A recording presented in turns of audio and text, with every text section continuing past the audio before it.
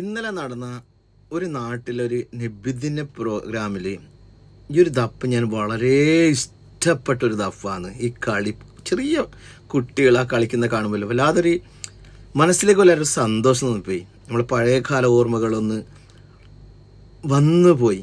പക്ഷെ അതൊന്നുമല്ല ഞാനിപ്പോൾ ഇവിടെ പറയാൻ കാരണം. ഈ ദഫ് നിങ്ങൾ ഫുള്ളൊന്ന് കാണണം കേട്ടോ. അതിലൊരു കുട്ടിൻ്റെ ദഫ് തെറിക്കുന്നു.